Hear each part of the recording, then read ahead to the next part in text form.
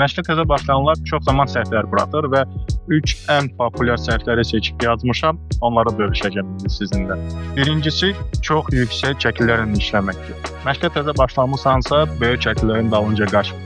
Az çəki ilə başla və səbirli ol. İkinci səhv qızdırıcı hərəkətlər etməməkdir.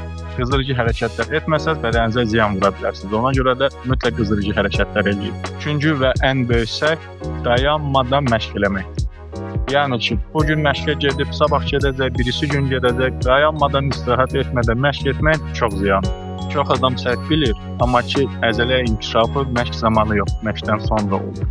Əzələ inkişafı sırf bərpa zamanı olur. Yəni ki, məşqdən sonra istirahət edəndə əzələ inkişaf edir. Ona görə də hər gün məşqə getməyə ehtiyac yoxdur, əgər təzə başlayırsansa.